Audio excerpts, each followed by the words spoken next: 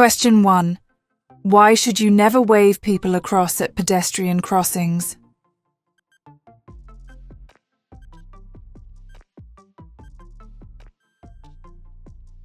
B. Another vehicle may be coming. If people are waiting to use a pedestrian crossing, slow down and be prepared to stop. Don't wave them across the road, because another driver may not have seen them, may not have seen your signal, and may not be able to stop safely. If you want to pass DVSA theory test in first time, you can download our EOS app. App contains 2500 DVSA test questions, 250 hazard perception videos, 630 traffic road signs and 300 highway code rules. Even 98.50% people pass their test first time after using our app. You can find link in the description. Download app for free from App Store, which contains latest 2024 material licensed by DVSA authority. Get 3 days free trial for a limited time. Let's get back to the video. Question 2. What should you do if you're being followed by an ambulance showing flashing blue lights?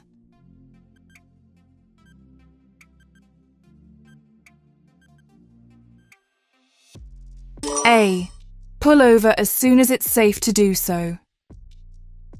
Pull over in a place where the ambulance can pass safely. Check that there are no bollards or obstructions in the road that will prevent it from passing. Question 3. The conditions are good and dry. When should you use the 2-second rule?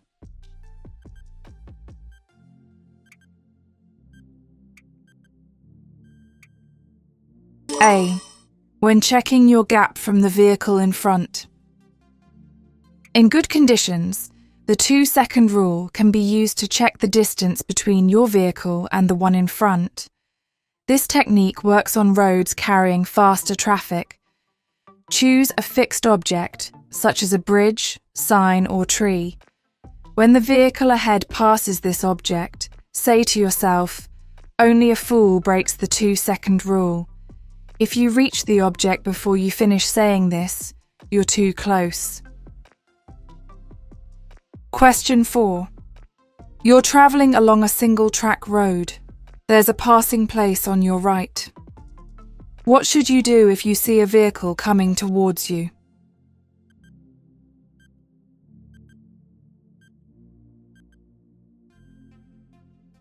B. Wait opposite the passing place. When you meet oncoming vehicles on a single-track road, you should allow them to pass. You should pull into a passing place on your left or wait opposite a passing place on your right. Do not move onto the verge, as there may be hidden hazards. Question 5. You're driving a car that has a diesel engine. What can a loose filler cap on your fuel tank cause?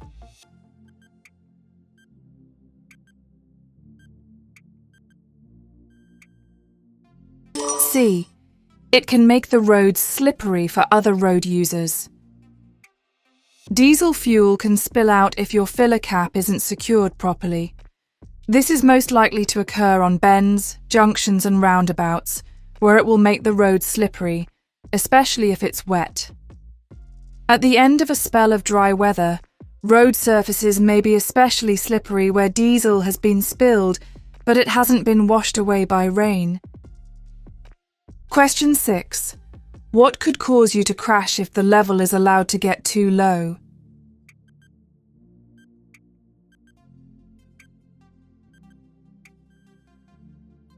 A. Brake fluid level. You should carry out frequent checks on all fluid levels, but particularly brake fluid. As the brake pads or shoes wear down, the brake fluid level will drop. If it drops below the minimum mark on the fluid reservoir, air could enter the hydraulic system and lead to a loss of braking efficiency or even complete brake failure. Question 7. What's the legal minimum depth of tread for car tyres?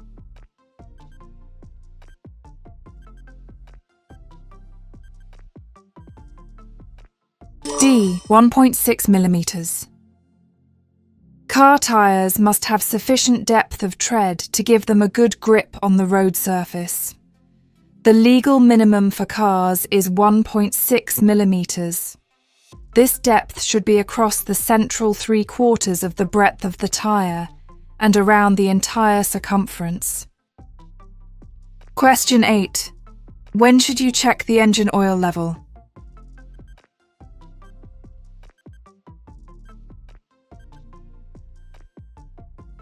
D. Before a long journey. An engine can use more oil during long journeys than on shorter trips. Insufficient engine oil is potentially dangerous. It can lead to excessive wear, mechanical breakdown, and expensive repairs. Most cars have a dipstick to allow the oil level to be checked. If not, you should refer to the vehicle handbook. Question 9. What will help you to keep your car secure?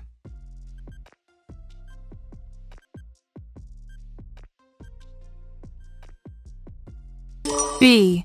Registering with a vehicle watch scheme.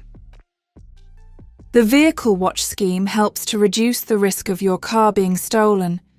By displaying high-visibility vehicle watch stickers in your car, you're inviting the police to stop your vehicle if it's seen in use between midnight and 5 a.m. Question 10. You've just gone through floodwater. What should you do to make sure your brakes are working properly?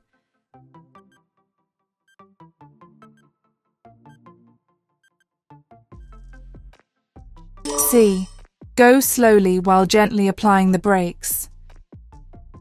Water on the brakes will act as a lubricant, causing them to work less efficiently. Using the brakes lightly as you go along will quickly dry them out. Question 11. How should you use anti-lock brakes when you need to stop in an emergency?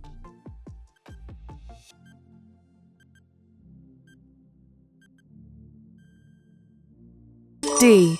Brake promptly and firmly until you've stopped. If you have ABS and need to stop in an emergency, keep your foot firmly on the brake pedal until the vehicle has stopped. When the ABS operates, you may hear a grating sound and feel vibration through the brake pedal. This is normal, and you should maintain pressure on the brake pedal until the vehicle stops. Question 12. Where would you expect to see these markers?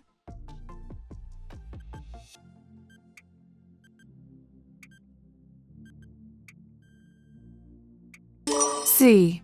On a large goods vehicle. These markers must be fitted to vehicles over 13 meters long, heavy goods vehicles, and rubbish skips placed in the road. They're reflective to make them easier to see in the dark. Question 13. How should you drive or ride in areas with traffic calming measures?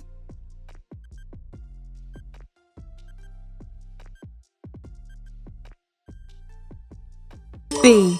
At a reduced speed.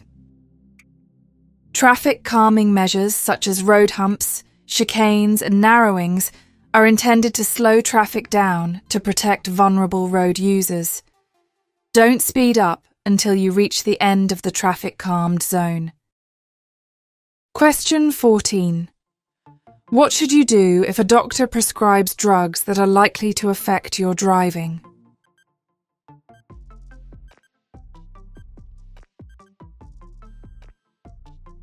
C. Get someone else to drive. You shouldn't drive if you're taking medicine that could cause you to feel drowsy at the wheel. Ask someone else to drive, or if that isn't possible, find another way to get home. Question 15. You're driving towards this left-hand bend. What danger should you be anticipating?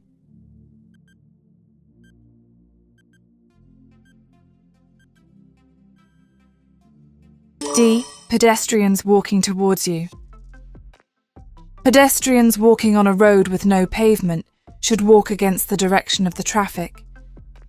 You can't see around this bend, and if pedestrians are in the road, you need to be able to deal with the situation safely.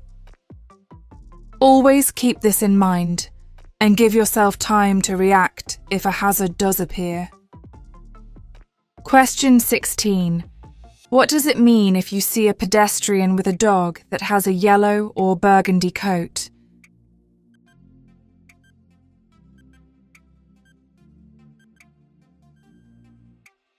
B. The pedestrian is deaf.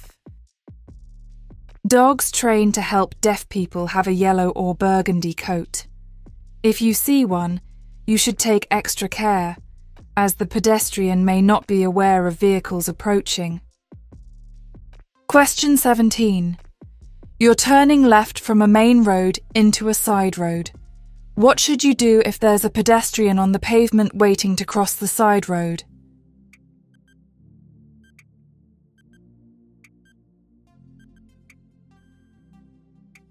A. Wait and give way to the pedestrian. You should give way to pedestrians crossing or waiting to cross the road into which or from which you're turning.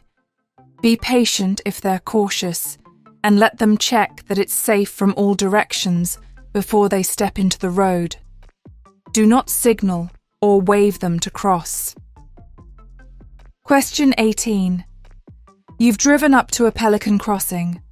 What must you do while the amber light is flashing?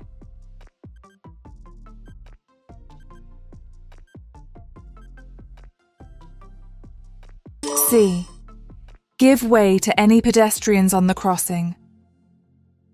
The flashing amber light allows pedestrians already on the crossing to get to the other side before a green light shows to the traffic. Be aware that some pedestrians, such as older people and young children, need longer to cross. Let them do this at their own pace. Question 19. You're driving past a line of parked cars. What should you do if a ball bounces out into the road ahead?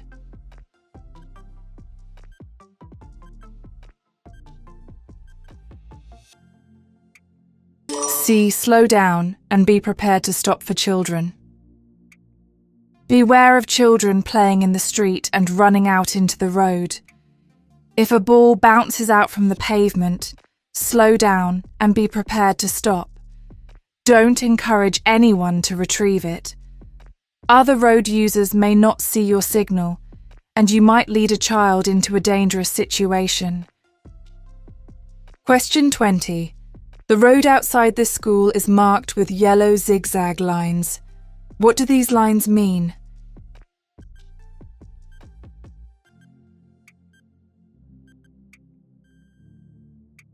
D. You shouldn't wait or park your vehicle here. Parking here would block other road users' view of the school entrance and would endanger the lives of children on their way to and from school.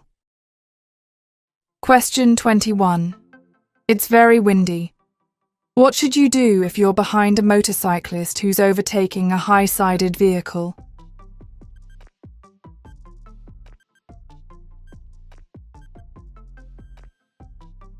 A.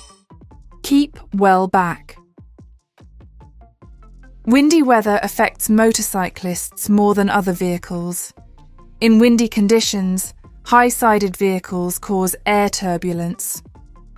You should keep well back, as the motorcyclist could be blown off course. Question 22. What should you do when you meet an oncoming vehicle on a single-track road?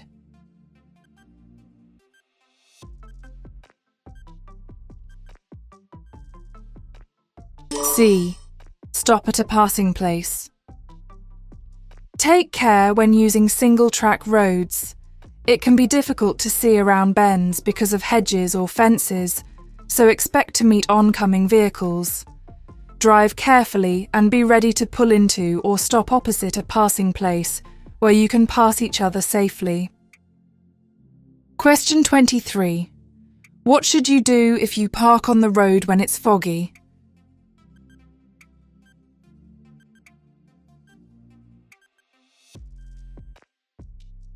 B. Leave parking lights switched on. If you have to park your vehicle in foggy conditions, try to find a place to park off the road. If this isn't possible, park on the road facing in the same direction as the traffic.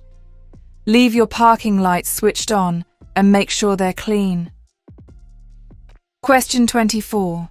How can you use your vehicle's engine to control your speed?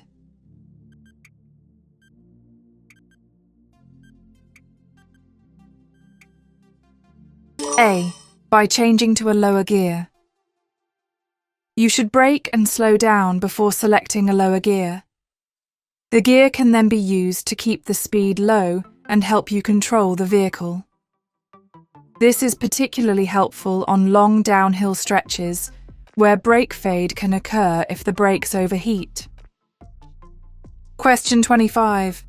When must you use dipped headlights during the day?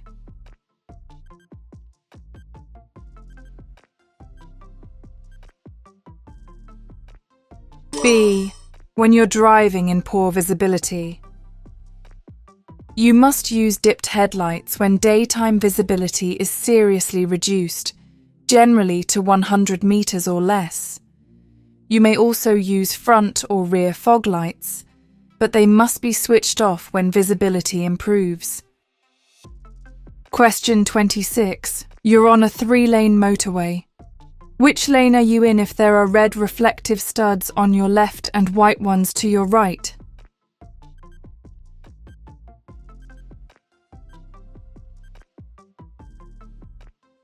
B. In the left-hand lane.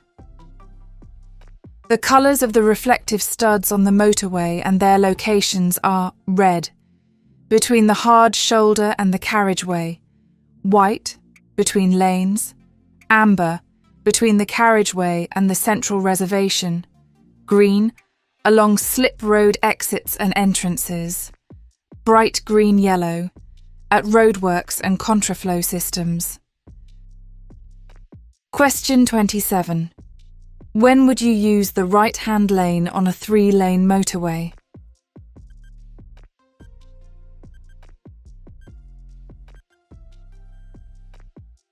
C.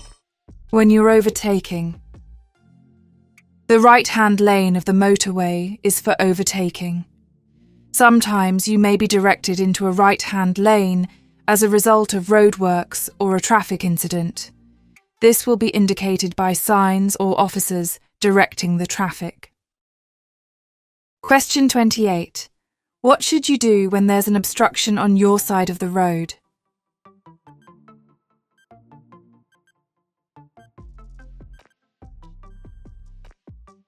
C. Give way to oncoming traffic. Take care if you have to pass an obstruction, such as a parked vehicle, on your side of the road. Give way to oncoming traffic if there isn't enough room for you both to continue safely. Question 29. When may you drive over a pavement?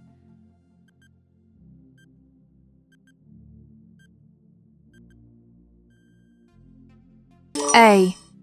To gain access to a property.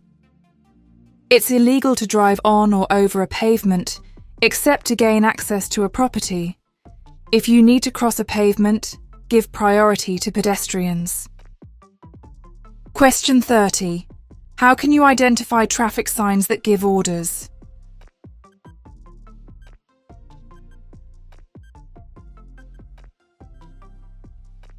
A. They're circular with a red border. There are 3 basic types of traffic sign: those that warn, those that inform, and those that give orders. Generally, triangular signs warn, rectangular signs give information or directions, and circular signs give orders. An exception is the 8-sided stop sign. Question 31. What does this sign mean?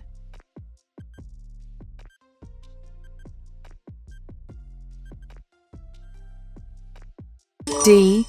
Vehicles may park fully on the verge or footway. In order to keep roads free from parked cars, there are some areas where you're allowed to park on the verge. Only do this where you see the sign. Parking on verges or footways anywhere else could lead to a fine. Question 32. What does this sign mean?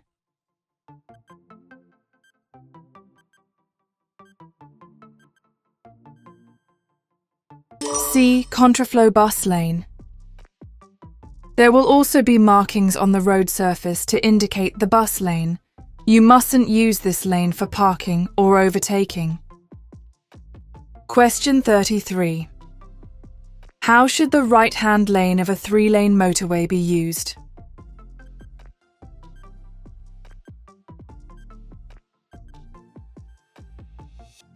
A. As an overtaking lane. You should stay in the left-hand lane of a motorway unless you're overtaking another vehicle. The right-hand lane of a motorway is an overtaking lane. It isn't the fast lane. After overtaking, move back to the left when it's safe to do so. Question 34. Which of these signs warns you of a zebra crossing?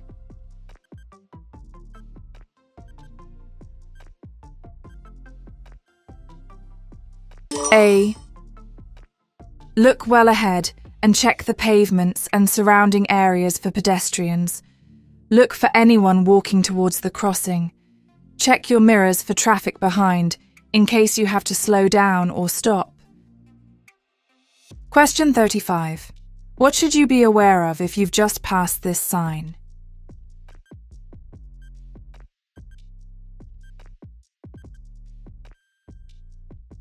D. All traffic is going one way. In a one-way system, traffic may pass you on either side. Always be aware of all traffic signs and understand their meaning. Look well ahead and react to them in good time. Question 36. You're waiting at a T-junction. What should you do if a vehicle is coming from the right with its left indicator flashing?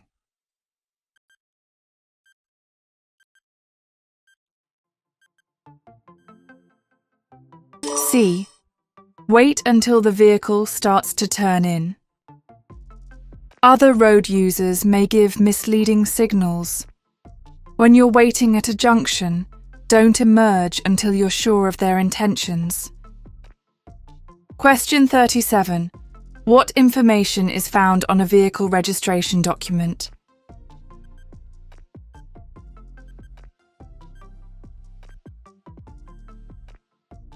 D. The registered keeper. Every vehicle used on the road has a registration document. This shows the vehicle's details, including date of first registration, registration number, registered keeper, previous keeper, make of vehicle, engine size, chassis number, year of manufacture, and colour. Question 38. You're going through a long tunnel. What will warn you of congestion or an incident ahead?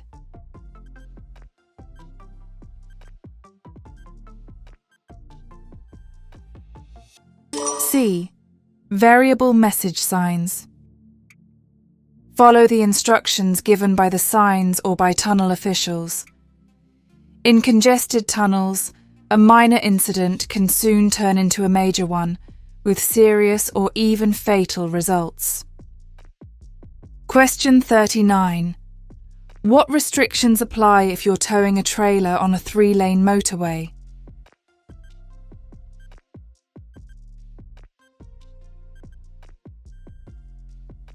D. You must not use the right-hand lane.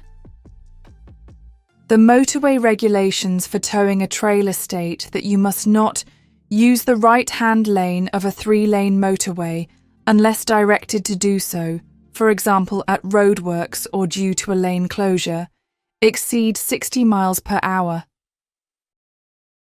Question 40. You're carrying a child under 3 years old in your car. Which restraint is suitable for a child of this age?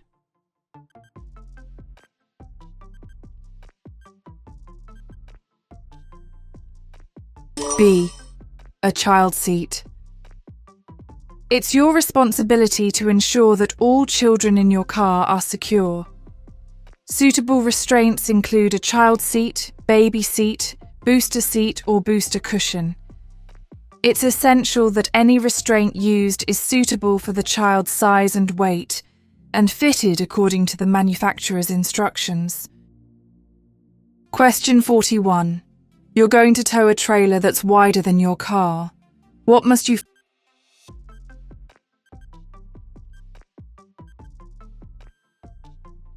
fit to your car before you start towing it? B. Exterior towing mirrors. You must fit exterior towing mirrors to your vehicle if your vehicle is narrower than your trailer or load. Your trailer or load obstructs the view behind you. Question 42. What does this sign mean?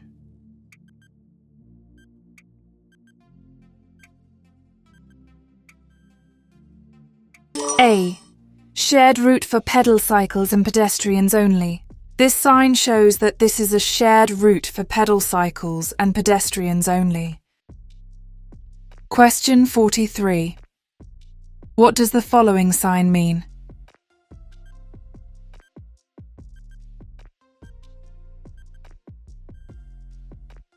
D.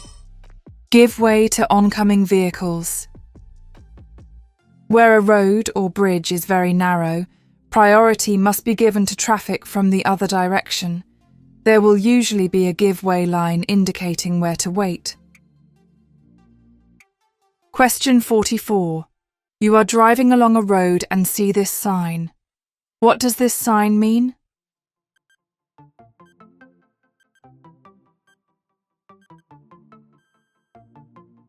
C. One-way traffic. A blue sign indicates a positive instruction. It is telling you that there is one-way traffic ahead. Question 45. You are driving along a road and see this traffic sign. What should you do?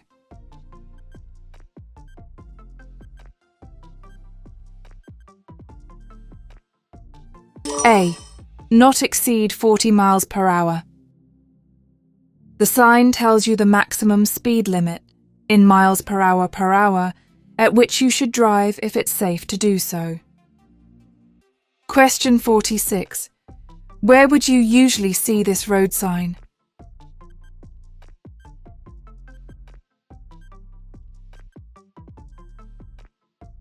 A. At the start of a motorway. This sign is found at the start of a motorway. It tells you the motorway regulations and includes the national speed limit, unless a different speed limit is signed. Question 47. What does this sign mean?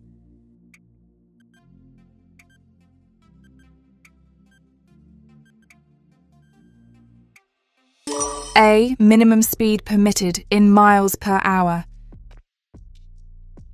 This is a minimum speed permitted sign. You should drive at over 30 miles per hour unless it is impracticable or unsafe to. Question 48.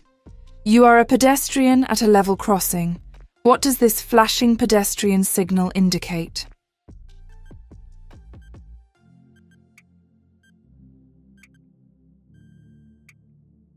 C. It is not safe to cross. This sign tells you that it is not safe to cross. Pedestrians should stop at the pedestrian stop line. Question 49. On a road where trams operate, which vehicles will be most at risk from the tram rails?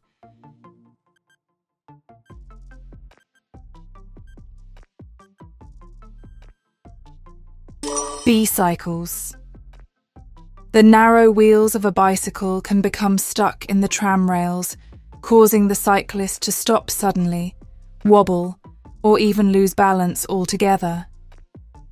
The tram lines are also slippery, which could cause a cyclist to slide or fall off.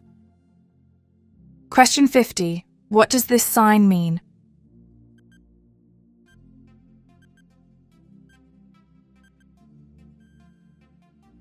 A. No local buses. This sign means that vehicles designed to carry more than 8 passengers excluding driver, or local buses, are not permitted. If you want to pass DVSA theory test in first time, you can download our EOS app. App contains 2500 DVSA test questions, 250 hazard perception videos, 630 traffic road signs and 300 highway code rules. Even 98.50% people pass their test first time after using our app. You can find link in the description. Download app for free from App Store, which contains latest 2024 material licensed by DVSA authority. Get 3 days free trial for a limited time. Let's get back to the video.